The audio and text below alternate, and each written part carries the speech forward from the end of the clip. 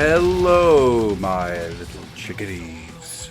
It's Adam, it's Gruffy, and I am here with follow-on episode 1. This is the follow-on episode for The End and the Death Part 1. I'm going to be a little bit honest here, and I've had next to no feedback on the actual book or the show, but I've got plenty of feedback about the Fluff and Hammer as a whole. What is follow-on? Follow-on is very simply every time we do a Battle Mallet episode, a month later a follow-on episode shall appear, and it is your guys giving us that's real good English. Woohoo! As you can tell, I'm going to do this all in one take because I am hot, it is warm, I am sticky, so horrendously sticky. There will be noises as I move around doing this recording, noises that you will not be able to not hear. They will be unsettling. I would apologise, but it's too hot even for that. I'm recording this on the 14th of the 6th, 2023, and it is so hot. Currently in Carlisle, in my neck of the woods, it is 28 degrees, which you may say, that's not too hot. That's normal weather for Los Angeles. I'm in a full brick and masonry house. This house is very good at doing one thing, and that is keeping heat inside. So I also apologise because you will probably hear dogs barking and trucks going by. The window is staying open. There is nothing I can... No, I'm not having the window closed. I will melt like a Freddy's chocolate on a summer's morning. It's a metaphor I didn't expect to do. So, yes, Battle Mallet. So the idea is that every time we do a Battle Mallet episode, a month later I collect all the feedback that you guys give us on the show, on the topic in question, on the Fluff and Hammer as a whole, as a general. Give us feedback on Andy's beautiful face, if you so wish. Yeah, it's whatever you want to bring to us, and we will read it out. I'm by myself for this one. The follow-ons will probably be mostly me by myself, just because trying to organise people to do these things is difficult. But that being said, there will be times where I will be able to get somebody else in, and they will be the highlights, I think. Before we get into all of the feedback and everything, a little bit of what's coming up for the Fluff and Hammer. There is a recording with Grimdark Magazine, which will be very, very imminent, and Battle Mallet episode 2, which is an old... I can't remember what we called those episodes. It's an old Patreon episode which has been repackaged and re-released as a way of giving me a bit of time to get ahead of myself. So there is always going to be a Battle Mallet episode at the end of the month. This one got released a little early because the patron scheduling didn't work, and it got dropped very, very early. So I might have to throw a third repackaged episode out before we get onto episode 4, which will be about the Warhammer horror imprint, which I'll be doing with big swinging D, who is a lovely fella, and I'm looking forward to talking that one. Really looking forward to talking that one.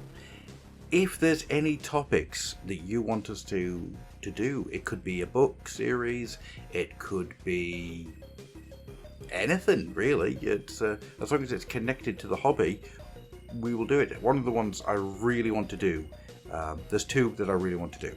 One is the old Warhammer Monthly comic. One of my ambitions in life is to try and get a weekly show out there where we go through every issue of Warhammer Monthly. At this point in time, between work, between having a 3-year-old, and my dad takes up quite a lot of care, it's difficult to try and get a weekly show of that magnitude out there. So, to scratch that particular itch, I really would like to do a Battle Mallet on that, where we just pick out the stories that we remember, the things that we enjoy, the people who worked on it, and I've got a guy in mind for that. One Andrew Turnbull, who I think would be a joy. I haven't asked him yet if he wants to do it, so I don't know if that'll happen, but that would be an absolute joy for me to be able to sit down with him and talk through Warhammer Monthly. Another one that I really want to do is mental health and the hobby. I've got a couple of guys in mind who I'd like to do that with, and I think that would be... I think with the way things are at the moment in the larger world, it would be quite good to have a mental health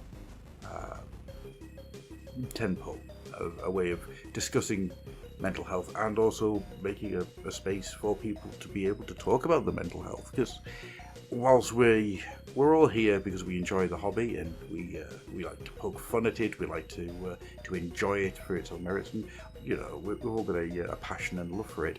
But also, a community is supportive, and the Fluff and Hammer community is very supportive. Over the years, I've seen many things come and go and happen, and I've always been very impressed with how the community has dealt with it, and how they're there to talk with people, and they're there for each other. And it's you guys that make it all worthwhile. I've had to do very little to make that happen. I've had to do next to nothing to make that happen. It's you guys listening that have done it, and my hat goes off to you.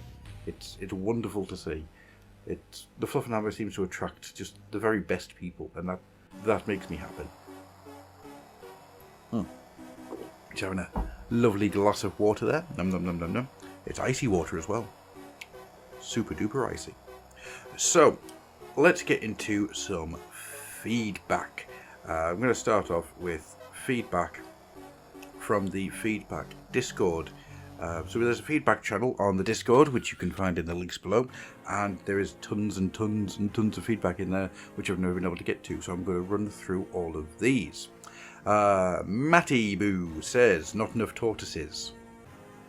I think you'll find that we did a Discworld discussion episode, and that has plenty of tortoises. In fact, it's turtles, to be honest, but it's turtles all the way down, and that's the closest you're getting.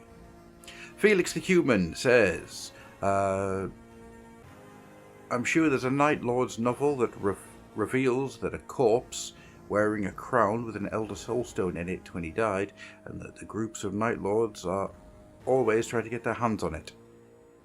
Awesome. I'll have to look into that one. I have read read 2 of the Night Lord's books. I think there's 4 of them now. I'll have to get onto the Night Lord's books. Sarah Pink says, I had to pause the newest podcast as I died when the talk went into the Cookie Monster, and that's all I'll say. Carry on now. Cookies. Well, Cookie Monster is an ambush predator. His eyes are on the front, on the top. That signifies evolution has made him an ambush predator.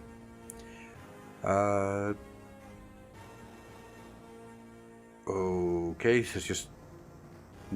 Sarah also says, I loved the podcast. There was no screaming though. Sound quality was all awesome. It all flows very nicely, and I like that it's a very natural conversation, not on the schedule of this and then this. It's been an enjoyable listen. Thank you. Thank you very much. Coral Dawn says, I've just finished listening this afternoon, and I was the blood pressure popping guy shouting Titan at the phone. Can't wait to see you guys on Twitch, then I can give you the answers in real time. He also says that Rubio was the first Grey Knight. Garrow and Loken apparently died during the Heresy's final battles. It's interesting the lengths Malkador went to keep them hidden. Yeah. Matty has also said that he's managed to get up to episode 18 of the Fluff and Hammer, so he has 80 episodes left to do. Good grief. Wow. Okie dokies. Banshee Bones Done. He loves the fact that we've had a Chaos Dwarf series, which is on YouTube or everything. It's under the Old World Order banner, which is where all of the Warhammer Fantasy Battle in-universe deep dives go. So, for anybody who doesn't know, there are a collection of imprints on the Fluff and Hammer. The Old World Order is where all of the Warhammer Fantasy Battle lore goes. We've got Mapping the Mortal Realms, which is where all the Age of Sigmar stuff goes. Suffer Not the Alien to Live, which is the 40k stuff. History of the Game, which is the Blood Bowl stuff. I do want to do a Age of Darkness, Horus Heresy. That is one that I will get to at some point. It's going to be a much bigger... Yeah, it's going to be much bigger than what I normally do, because there's no in and out. So if all the other lore dives I do, there's roughly about 7 parts you can do for each one, and you can do an in and out, and it goes through a piece of history, the races involved, and who the races are. Horus Heresy, of course, doesn't have any of that, so I have to come at that from a very different idea. And the one I've got is to do it as a series of historical documents by the Remembrances. Now, that, of course, means it's a much bigger idea, a much bigger concept to undertake. So, it'll happen, just don't know when. Probably once the Halloween horror series, which I'm currently working on, is finished and done and out. Then I might start looking at Age of Darkness. Moving on. Speaking of the horror series, Dainty Angels. I want to go to Hive City, from Banshee Bones Done. Yes, the... for anyone who doesn't know, the Dainty Angels, that's part of a a tabletop skirmish game I've written called The Fall of Eramis, which is available to download from both the fluffandhammer.com, the Fluffandhammer Donkey Kong, the fluffandhammer.com, and from my personal site, adnicol.weebly.com. Nicol is Nicol. And moving on. There was a little bit of conversation about the daily release schedule for the articles. So, the way this usually works is every morning I put out a new article. An old article usually during the week, and on the weekends, that's when we get the new stuff out. A lot of people were saying that it's one of those things where if it's something that people are interested in, excellent. If it's not, or if people are busy, then it's easy to miss. So we've kind of taken a little step back from that. The old stuff is going to be coming out every day as normal. Weekends have got a smaller release schedule at the moment, just because of busyness. 3 on Saturday, 3 on Sunday. Ended up being quite a hard thing to do each week, having 6 brand new articles and features and videos and everything like that. That actually got quite difficult to do. So we've got stuff coming out, new things every weekend, old articles being released during the week, and there's plenty of stuff there. Plenty of stuff. Lovely water. Lovely water. Num num num num num num num. So, that's all the feedback we've got for there. I will just switch my windows. Dink, dink, dink. A little thing from Ross Owersby on Facebook, talking about the end of the death. So he says, Cinderman and Loken find the map of the inevitable city, which is obviously linked to Valdor City in the warp at the end of the most recent Beckwin book, the whole infinity symbol and Vault 888 thing. And the inevitable city was a key location in the end times for Warhammer. I think the end of the Arcs of Omen, the Beckwin trilogy, the Alpha Pariah story arc from Inquisitor Martyr, and the Advent of 10th Ed is going to be absolutely cataclysmic in terms of meta plot developments. This also explains why there was such a significant gap between the Beckwin books. They're obviously lining things up to really hit it all at the right moment across multiple converging storylines. I haven't read the Beckwin books yet. I'm going to have to get onto that. That is a desperate thing that I need to do. I will do that. The next book I'm going to be reading, of course, is the newest Cypher's Kane book. So everything else is going to have to wait until after that. Whew, even with the windows open, I can actually feel the temperature in this room rising at a remarkable rate. The sound you can hear in the background is my PC actually spinning up its spare fans. Yeesh. Ooh, oh dear. My PC is running at 63 degrees. That's not good. That's very not good. Moving on. A little bit of feedback. The End of the Death Volume 2 was announced, and Paul Anderson has pointed out that anime has ruined anything with a winged swordsman without the brain doing Sephiroth music, which might actually end the might end the show with a Sephiroth song, the One Winged Angel. Yeah, I might have to. Good grief. Oh, I've gone from sticky to sweaty again. That's not nice. Episode 2 of the Battle of Mallet series has hit, and it is all about H.P. Lovecraft, a deep dive into one of those people who really were the foundations of Warhammer in the early days. H.P. Lovecraft, Michael Moorcock, Robert E. Howard, and a few others. And you can see a lot of Lovecraft in that early Realm of Chaos stuff, as it solidifies into the ruinous powers that we know and love now. So, for episode 2 of the follow-on, I want your feedback and thoughts on H.P. Lovecraft. I want to see people give us feedback on the shows, on the Fluff and Hammer itself. What you feel, what you think's really good, what you think isn't really good, what you like, what you don't like. I've got a thick skin. I can take any negativity that you want to throw my way about the stuff that we do. We can also request you guys to send us questions. Q&A. Give me your Q's and I'll give you an A. That's something I want to do for episode 2 of the follow-on.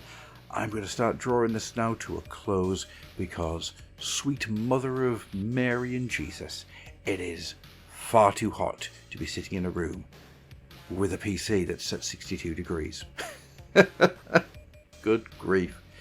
So that was episode 1 of the follow-on. I'm hoping that you get an idea now of what we are hoping for and what we want from you guys to do these follow-ons. Let us know. Give us a shout. Any way that you can, if it's on YouTube, if it's on Facebook, if you want to message me on Discord, if you want to, any way you want to do it, give us the feedbacks, give us questions, talk to us about the things that we've brought up in the main Battle Mallet show, and we will talk it through. Thank you very much for listening. I hope it's cooler where you are. Take care and good night.